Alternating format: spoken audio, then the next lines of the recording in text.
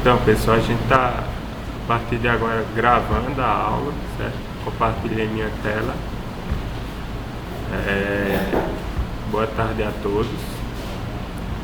A gente tem pouca gente presente no online e no presencial, mas o pessoal vai chegando. De qualquer forma, a aula está sendo gravada. Deixa eu botar em modo apresentação. Eu vou ficar aqui por enquanto desse lado para apresentar para vocês. A última luz não fica. Não, né? Se desligar essa, fica das duas. Entendi. Pronto. Mas eu estou enxergando. Nossa, ela tem Pronto. Tá boa. Quem está em casa está vendo também esse slide. Então, pessoal, uma tolerância já razoável. Hoje a gente vai finalizar esse assunto, né? Sobre colisões e conservação do momento linear. Na última aula a gente aprendeu sobre o conceito de impulso, né? Quando a gente estuda colisões entre corpos.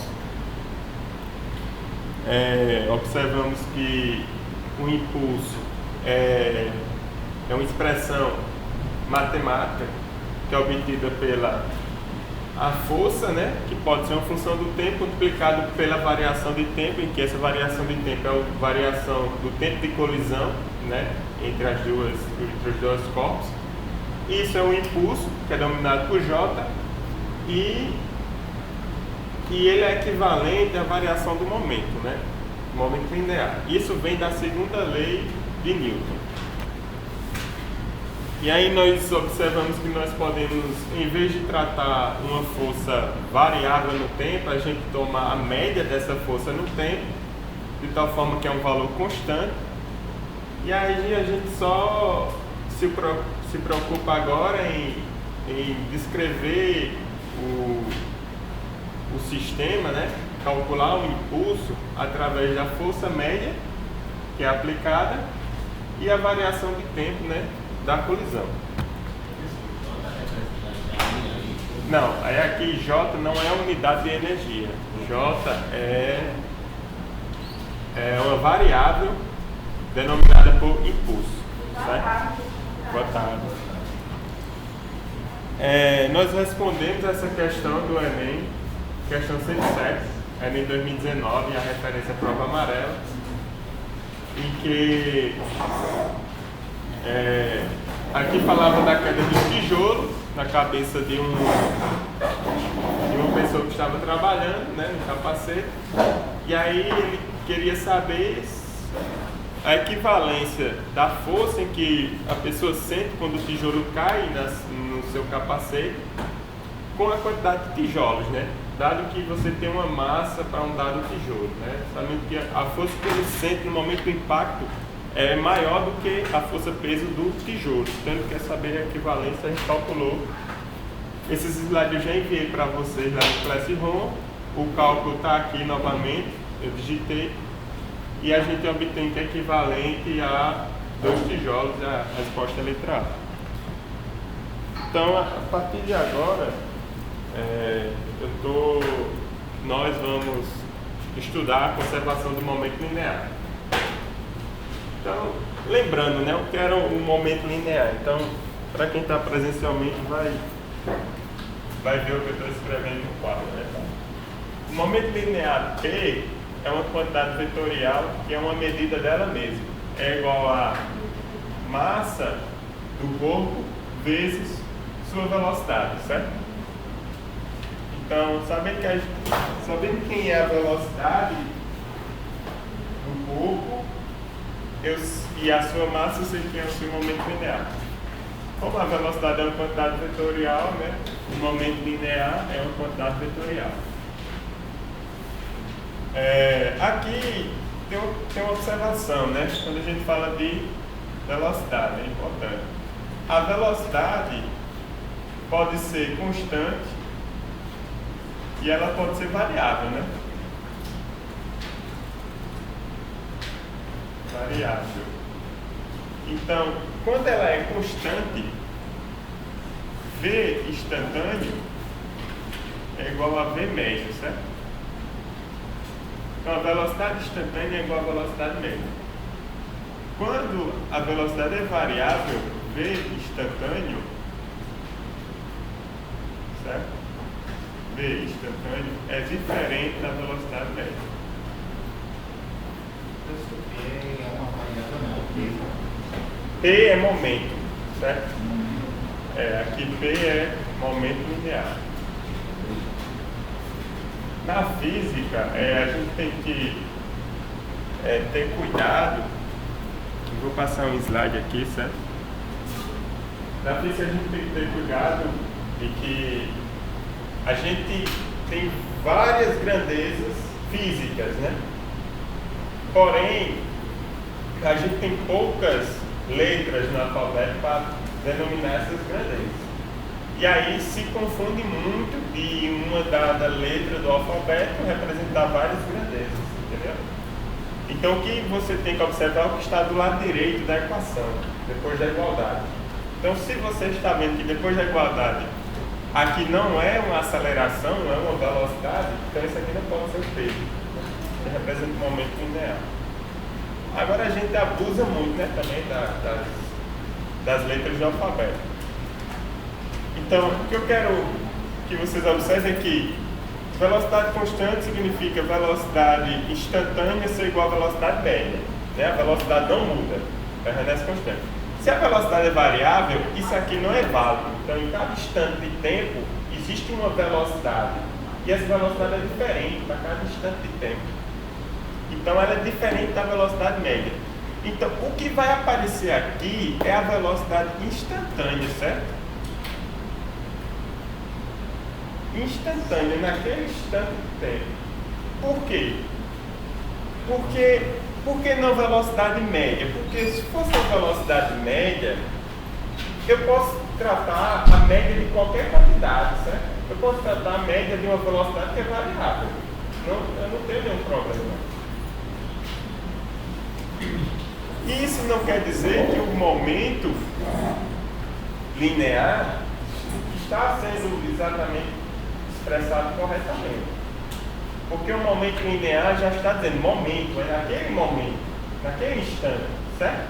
Então, é naquele instante em que ele tem aquela velocidade, ele tem aquele momento linear. Então, a gente tem que ter cuidado quando for calcular o momento linear e não se confundir com esta expressão matemática. O que eu estou alertando vocês para isso, porque no final da aula a gente vai precisar resolver uma questão do Enem, que isso aqui é importante, certo? Para não se confundir, de novo, que velocidade instantânea é diferente de velocidade média quando a velocidade é variável.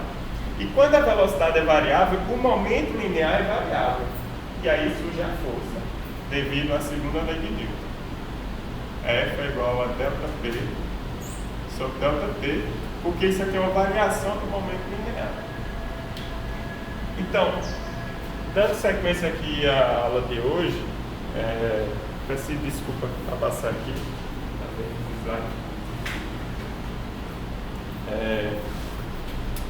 Estava observando se tá aparecendo lá, pessoal. Em casa.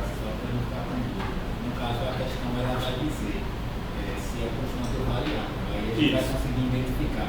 Exatamente, perfeitamente. A questão ela tem que especificar se ela é variável ou constante. Então, o que causa a variação do momento linear é uma força, né? Então a gente vai supor, né? Está escrito aqui nos slides, suponha que a força externa resultante, né? Está agindo no sistema, a gente tem um dado sistema, né? Agora a gente está imaginando alguma coisa bem geral. E a gente pega e isola esse sistema, certo? Vamos supor, meu sistema é esse pincel, né? Que está em cima dessa mesa. Pronto, meu sistema é esse. O pincel em cima da mesa. E aí eu identifico que ele está em repouso e eu isolo ele de qualquer influência externa. Então, se eu isolo ele de qualquer influência externa, eu estou desconsiderando a força gravitacional, né? A força peso que está agindo e, consequentemente, a força normal. Estou olhando ele de forma isolada. Então a gente pode fazer isso na física, né? E a gente está desconsiderando que nenhuma força está atuando sobre ele. Ou algum impulso, né? Algum agente externo que vem e colida com ele, causa um impulso. E que nenhum sistema entra ou sai, né? Nenhuma partícula entra ou sai desse sistema. Então não existe perca de matéria aqui também. Então,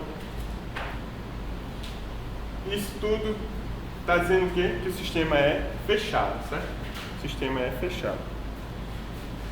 Então, se isso acontece, a gente está dizendo que a força resultante, a soma de todas as forças é nula.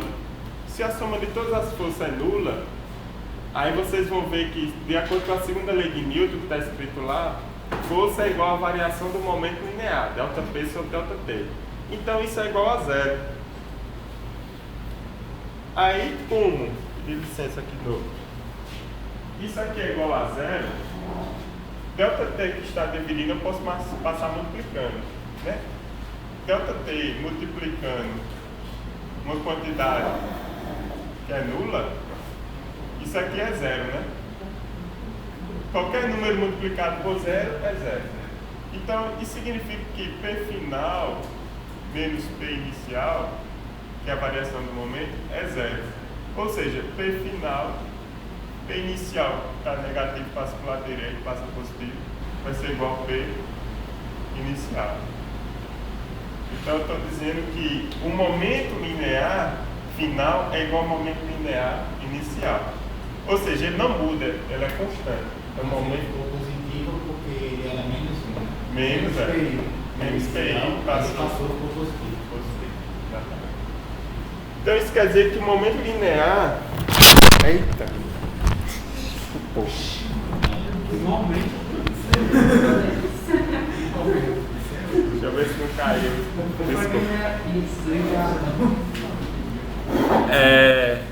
Então, a gente deixa os comentários para o final da aula. Este resultado, conhecido como... Este resultado que eu acabei de falar, né, é conhecido como lei de conservação do momento linear. Também pode ser escrito da forma, como eu escrevi no quadro, né? O momento linear inicial é igual ao momento linear final. Sistema fechado e isolado, livres de força, certo? Estou considerando as forças que há. Agora vejam, isso aqui é o momento, conservação do momento linear. Isso aqui é uma lei, certo? Conservação do momento linear do sistema, certo? Ou seja, o momento linear das partículas, por exemplo, se eu tiver dois pincéis aqui e eles estão livres de força, mas eles entram em movimento ou colidem, o momento linear deles pode variar, mas o momento linear total, no início, em que antes, por exemplo, no início, antes da colisão, ele tem que ser igual ao momento linear final depois da colisão. Agora, do sistema, dos dois pincéis, certo?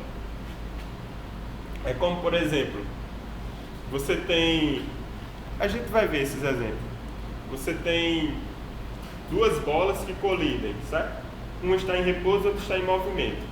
Uma vem em movimento, a outra está em repouso. O momento linear da que está em repouso é zero, a de que está em movimento tem um momento linear diferente de zero, colidem e passam a se movimentar elas. Então, o momento linear do sistema, se elas estão livres de força, nenhuma força está agindo, tem que ser conservado, ou seja, que depois da colisão, a soma dos momentos das duas bolas tem que ser igual à soma dos momentos das bolas antes da colisão. Então, isso é uma conservação do momento linear do sistema, certo? O que eu estou explicando aqui, eu vou falar de outra forma. O fizinho, né? Por exemplo, as duas bolas vêm, colidem e passam a se movimentar. Ambas têm momentos lineares. Cada bola tem esse momento linear. A que está em repouso tem momento linear zero e a que está em movimento tem um momento linear diferente de zero. Aí, quando elas colidem, elas estão em movimento. Então, depois da colisão, uma tem um momento linear e a outra também tem um momento linear diferente de zero, porque as duas estão em movimento. Aí o que eu estou dizendo é que a conservação do momento linear é do sistema, ou seja, a soma dos momentos lineares iniciais antes da colisão é igual a soma dos momentos lineares depois da colisão das duas bolas, certo? Por que isso é importante? Porque a gente pode confundir que o momento linear da bola que estava parada não é igual ao momento linear dela depois que entrou em movimento, depois da colisão. Porque quando ela estava parada era zero, depois que ela entrou em movimento é diferente de zero, então não é conservado. O da bola 2, por exemplo, mas o da bola 1 que vinha em movimento variou também, mas quando eu somo os momentos lineares das duas bolas, aí eles são conservados, permanecem constantes depois da colisão. A gente vai estudar no próximo slide exatamente isso, que é colisões entre corpos e o que acontece nessas colisões, né? Agora, uma observação é que a conservação do momento não deve ser confundida com a conservação da energia mecânica, certo? Podemos ter casos em que o momento é conservado, mas o mesmo não acontece com a energia mecânica. O que significa dizer? A gente viu que a energia total do sistema é conservada. Todos os tipos de energia que existem no universo se conservam, é uma lei da física. Agora, a energia mecânica, não necessariamente. A gente tem que lembrar que a energia mecânica,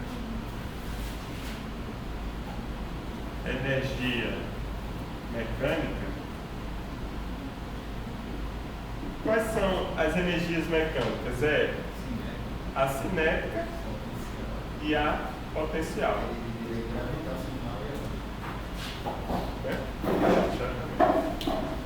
Pode ser energia, e a gente tem energia potencial elástica, né? E gravitacional. E nós temos energia cinética devido ao movimento. Essas são energias mecânicas do sistema. Então, essa energia aqui, não necessariamente ela pode ser conservada. Porque se existir percas de energia, perdeu energia na forma de quê? Geralmente é na forma de calor, devido ao atrito.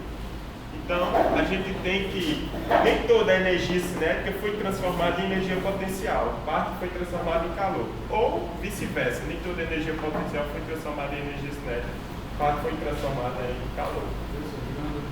A energia cinética, ela sempre começa a ser Depende do sistema. Ela pode ter um valor inicial diferente do zero. Aí, então, conservação do momento linear não necessariamente é conservação da energia mecânica, certo? Por quê? Conservação da energia mecânica, conservação, vai implicar que ΔK é igual a menos ΔU, certo?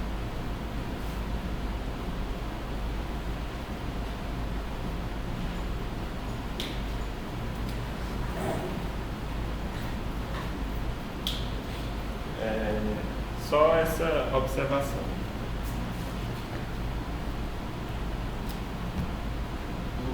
Aí na questão da conservação da energia mecânica e da questão do sistema conservativo, Exato. Se a gente tem que forças conservativas agem no sistema, a energia mecânica é conservada. E aí as forças conservativas são as forças gravitacionais e a força elástica. Elas são conservativas quando não há atrito. O nome delas ser conservativas vem do fato de elas conservar a energia mecânica. Né? E posteriormente não há atrito no sistema, né? Perda de energia pelo calor. Então a gente vai agora estudar momento e energia cinética em colisões.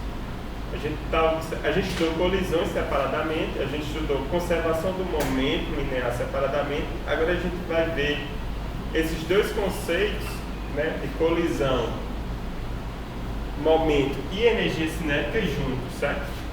Então estaremos interessados na energia cinética total de um sistema de dois corpos que colidem, certo? Então, como eu já estava falando, a gente tem um sistema de dois corpos que colidem. Se a energia cinética total não é alterada pela colisão, né, que é uma definição, a energia cinética do sistema é conservada.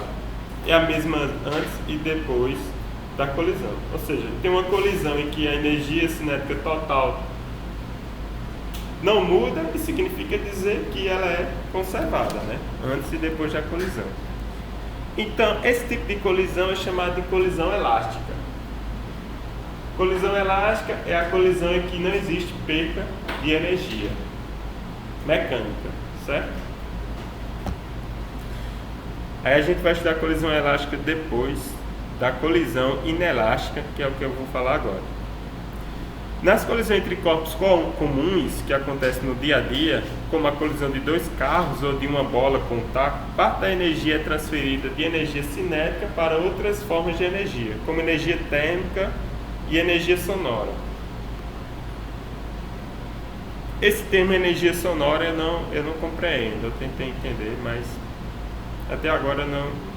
Porque a energia sonora no fim parece ser uma energia mecânica, entendeu? Mas a gente deixa isso mais para frente. É porque eu copiei exatamente como estava no livro, né? Então isso significa que a energia cinética não é conservada. Aí esse tipo de colisão é chamado de colisão inelástica. Então, existem dois tipos de colisões, né? Colisão elástica e inelástica. A elástica conserva a energia cinética e o momento linear, certo? A colisão inelástica, ela só conserva o momento linear, ela não conserva a energia. Então, conservar o momento linear e conservar a energia são coisas diferentes, certo? O momento linear sempre será conservado quando não existir força externa agindo no sistema. O sistema está livre de força, o momento linear é conservado. Se o sistema está submetido à força, o momento linear não é conservado. A energia mecânica pode se conservar, então. Veja que uma coisa não anula a outra, entendeu? Elas podem estar juntas, fazer parte do sistema, ou elas podem fazer parte do sistema separadamente.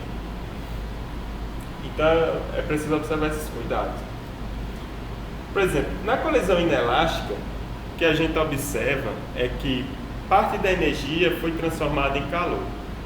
Então, nem toda a energia foi transformada em energia mecânica, parte da energia foi transformada em calor. Então, eu vou dar um exemplo. Uma bola de futebol que quica em uma dada superfície. Nesse exemplo é importante para a gente responder uma questão do Enem logo em sequência. Então, a energia potencial da bola vai diminuindo porque ela vai perdendo altura, certo? Só para vocês lembrarem que a energia potencial, U, né? Energia potencial. Caiu a internet aí, foi? MGH, certo? Deixa eu observar. Caiu? Eu acho que eu caí. Desculpa. Obrigado aí por avisar.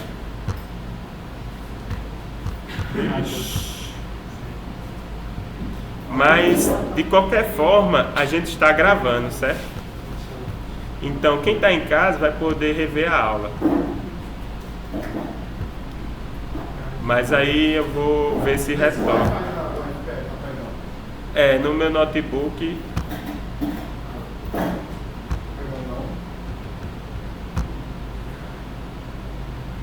Tem sinal, não sei porquê. Acho que voltou. Voltou. Obrigado.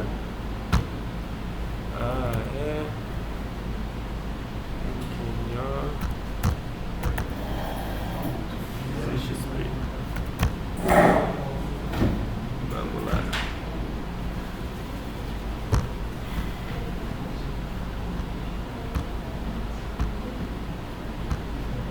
Então, pessoal, a energia potencial ela é mgh, certo?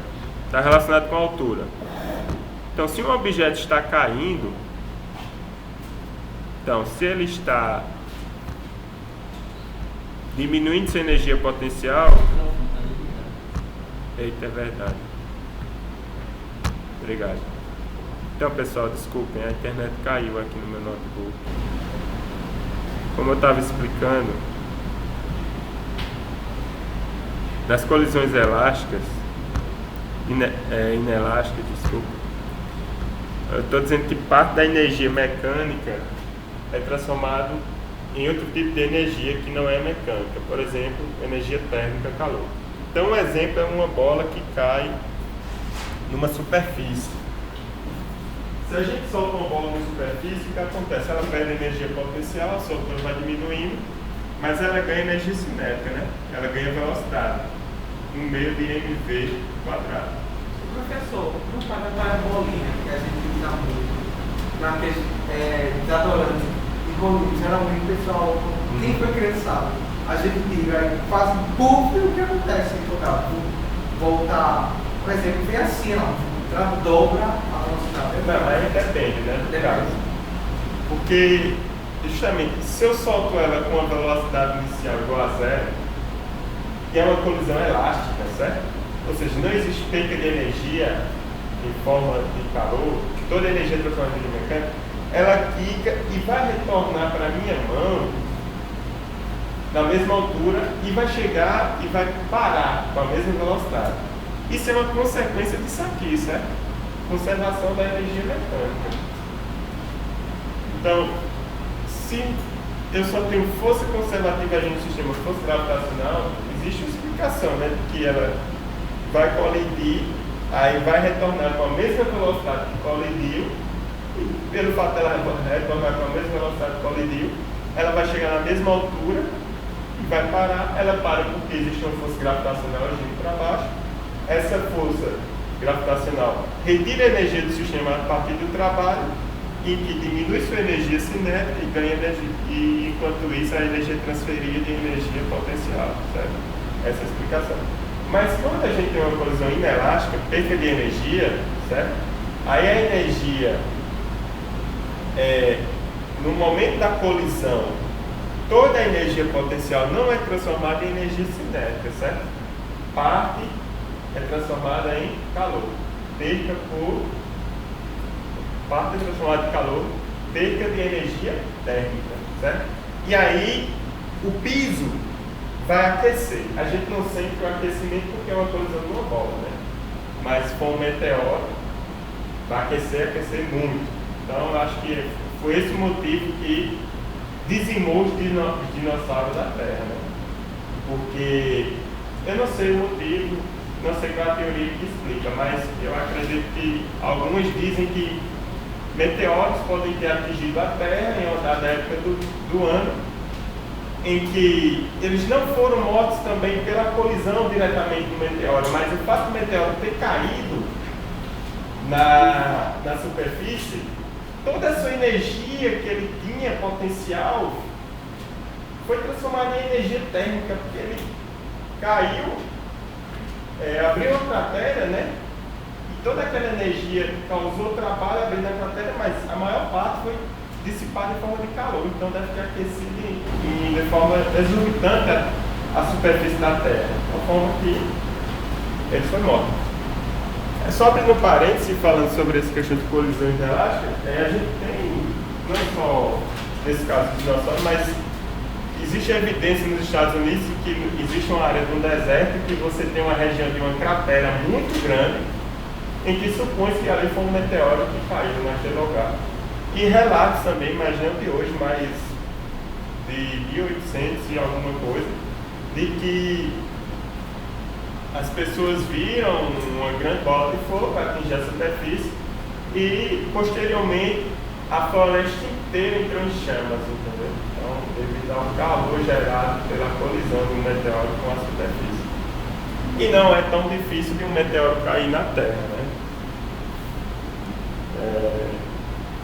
A gente tem muita poeira aí ao redor do movimento da Terra e em algum momento eles entram na mesma linha, né, de revolução e acabam atingindo a Terra. Enfim. Então o que a gente está interessado é estudar esse movimento, esse tipo de colisão, que a gente chama de colisões perfeitamente inelásticas unidimensionais. Perfeitamente inelástica porque é uma colisão em que os dois corpos que colidem, após a colisão eles permanecem unidos, certo? Então na figura aqui, antes da colisão, um estava em repouso, o outro estava em movimento, colidiram, eles começaram a movimentar juntos, certo? Então eles permaneceram unidos e caminharam juntos.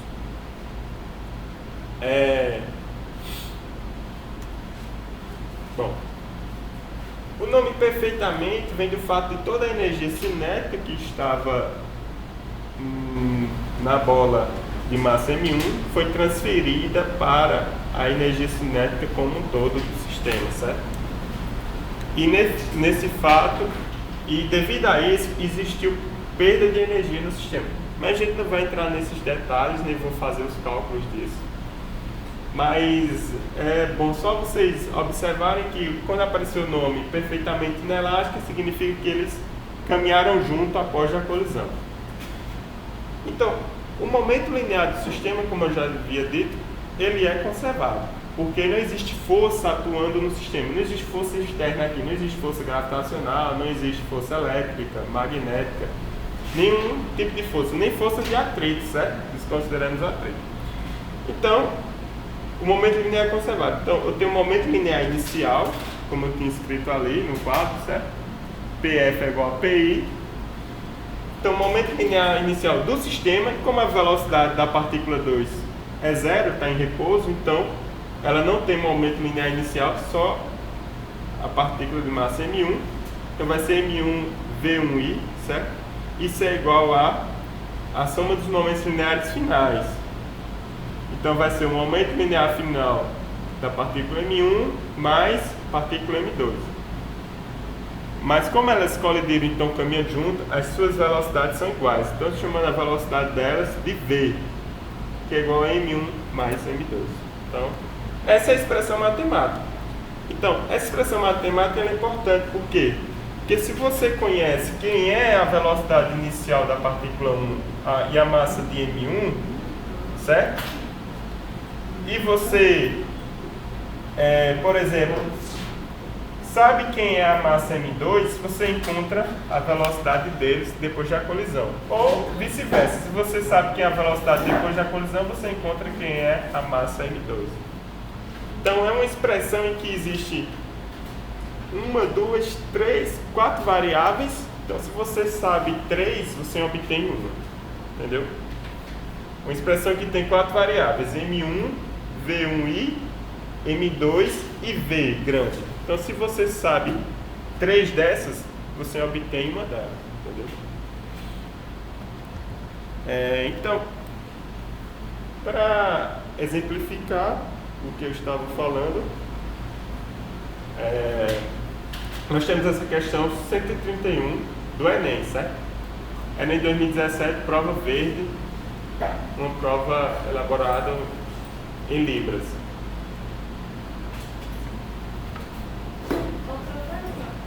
Pode falar. A produção inelástica, ela tem perda de energia? Tem. Agora a elástica não tem? Não tem. Obrigada. Essa questão diz, bolas de borracha ao caírem no chão, né? Aquele exemplo que eu dei, da bola cair no chão. Quicam várias vezes antes que parte da sua energia mecânica seja dissipada. Ela quica, perde energia. Aí ela não retorna para a posição que ela saiu. Ela retorna para uma posição menor, uma altura menor. Quica, perdeu energia. Aí volta para uma posição menor. Quica de novo. Aí dá 3, 4 kicks e para no chão, porque perdeu energia. Então, ao projetar uma bola de futsal, essa dissipação deve ser observada para que a variação na altura máxima atingida após um número de kicks seja adequada às práticas do jogo. Ele está contextualizando, né? Então, nessa modalidade, é importante que ocorra grande variação para 1 ou 2 kicks. Então, uma bola de massa igual a 0,4 kg, aí já começa a dar os dados, né? Massa igual a 0,4 é solta verticalmente em uma altura inicial de 1 metro. E perde. Oi? É 0,4, é porque não dá pra ver, mas tem uma vírgula, certo? E perde a cada choque com o solo 80%, certo? De sua energia mecânica. 80% da sua energia é dissipada em forma de calor e 20% é reaproveitada, certo? E transformada em energia mecânica. Então isso é importante. Saber desse conceito. Então, considere desprezível a resistência do ar e adote G igual a 10 metros por segundo ao quadrado. Aí pergunta, o valor da energia mecânica final em joule após a bola quicar 2 vezes no solo será igual a... Ou seja, ela foi solta, quicou 2 vezes e ele quer saber no final dos 2 kicks qual é a sua energia mecânica da bola. Em joule, certo? Na unidade internacional que a gente conhece. Como ele deu a massa em quilograma e a altura em metro, então e a aceleração gravitacional em metros por segundo ao quadrado, todas as unidades estão no sistema internacional de unidades, então o resultado final será dado em joule, certo? No caso aí seria gravitacional, na questão que ele dá altura. Isso, energia potencial gravitacional. Então a gente vai precisar fazer uns cálculos, certo?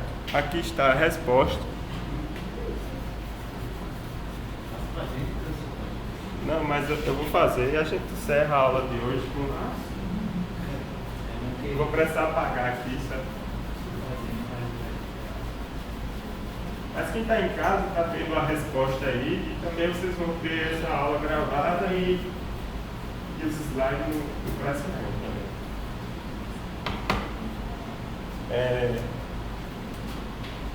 Então, eu não vou desenhar a primeira aqui mostra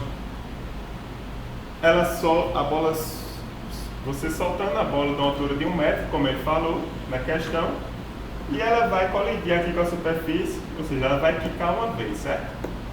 Então, nesse fato, o que a gente precisa saber é que quando ela quica, ela vai retornar com uma altura menor, porque ela perdeu 80% da sua energia mecânica.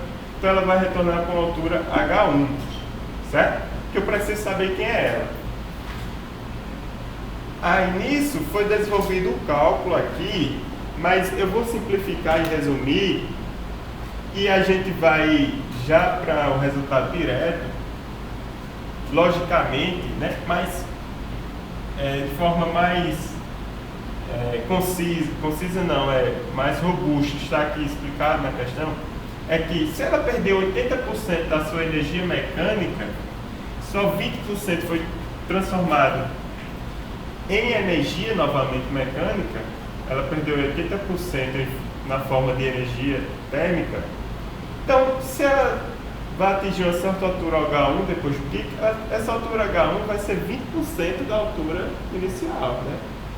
Então, a gente prova isso através dos cálculos, que a altura inicial é 20%, a altura depois de um kick é 20% da altura inicial. Então,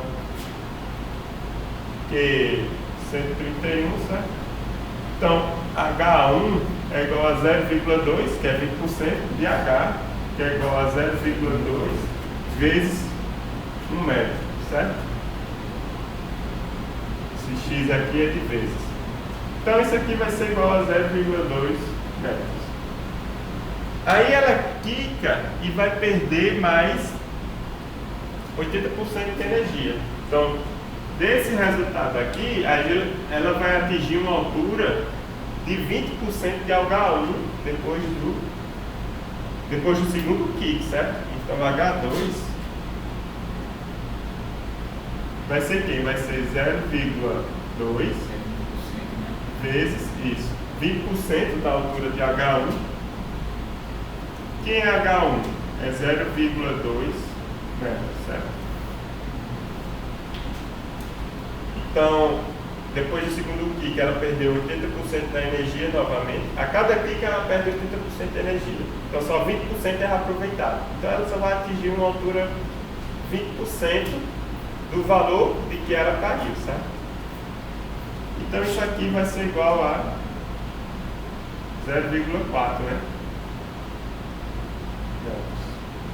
Então, 0,2 vezes 0,2. 2 vezes 2, 4, 0, 0, 0. 4, 0, 0, anda 2 casas, 0,04.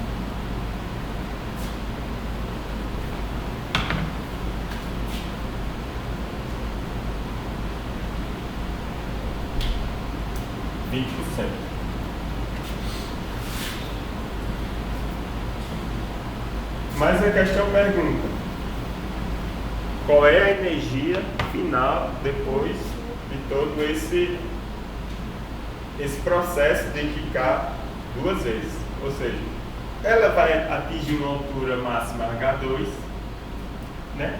Então a energia que a gente pode calcular, a gente pode calcular a energia cinética, a energia potencial e o trabalho, vocês escolhem. Tudo isso é energia, quando ela atinge essa altura, né? Então, eu vou escolher calcular o trabalho, certo? Então o trabalho vai ser igual a massa, vou escrever aqui, o trabalho é força gravitacional que está agindo vezes o deslocamento, certo?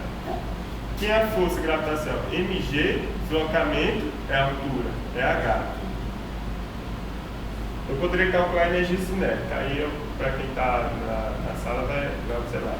Quem seria a energia cinética? K igual a 1 meio de m v quadrado. Eu consigo obter quem é a velocidade, certo?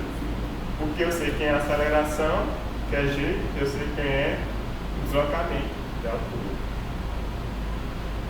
Ou eu poderia calcular a energia potencial, que é igual ao trabalho, mgh. Então a gente tem, todos iam dar o mesmo resultado, né? Quem é a massa? É 0,4, né? Quilograma. Quem é G? A aceleração gravitacional é 10 metros por segundo ao quadrado. E a altura é 0,04 metros. Então o trabalho vai ser igual a... Aí eu vou fazer essa multiplicação. 0,04 vezes 0,4. 4 vezes 4, 16. Deixa o 6 vai 1. 4 vezes 0 é 0, mais 1. 4 vezes 0 é 0. 0 vezes 4 é 0. 0 é 0 é 0. 0 vezes 0 é 0. Somei 6, 1, 0, 0. Aí eu tenho aqui 1, 2, 3 casas para andar. Então eu andei. Então a resposta correta vai ser 0,016 vezes 10. Aí aqui eu já vou deixar na unidade de joule, certo? Porque eu tenho quilograma, metro quadrado dividido por segundo ao quadrado, que é joule. Então isso aqui vai ser igual a 0,16 joule. Certo? O 10 você vai andar a vírgula para direita uma vez. Então a resposta correta, se eu retornar para os slides, é letra A, certo? Letra A, 0,16.